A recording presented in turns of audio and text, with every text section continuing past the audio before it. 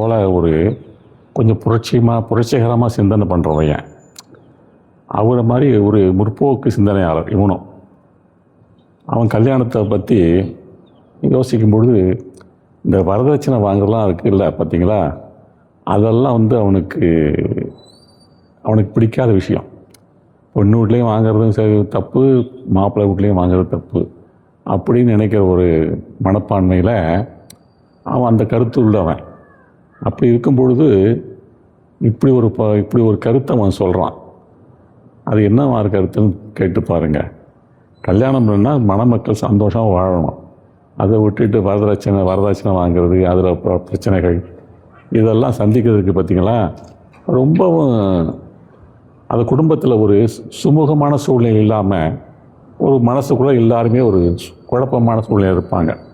அது மாதிரி இருக்கக்கூடாது, எல்லாம் சந்தோஷமாக வாழணும் அப்படின்னு சொல்லி ஒரு கருத்தை சொல்கிறான். அது என்னன்னு இப்போ கேளுங்க. கால பாரத வீர தலைவர்களே, யுவதி யுவமணிகளே,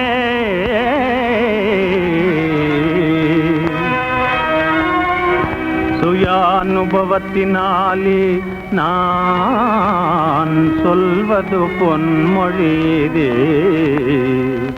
வரவா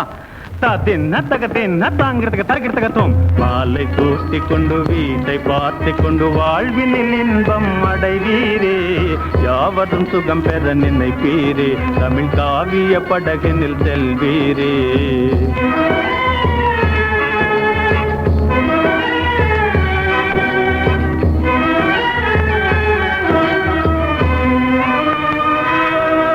வரதட்சணையினாலே நம் வாழ்க்கையை பலி வாங்கவே வழி பார்க்கும் வைதீக பெரியார்க்கும் அறிவு வரவே,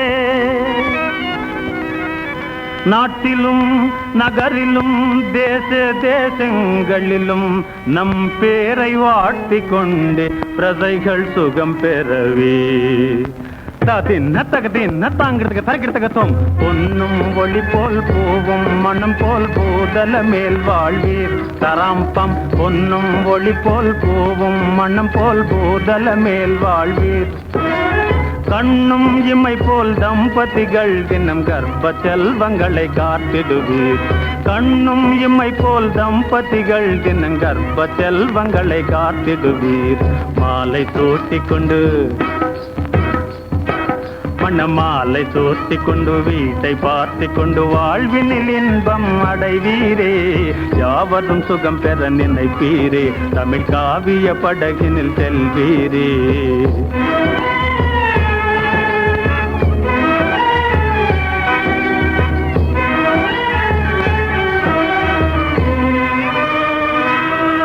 நவமாநிலமே நவமாமணி போல்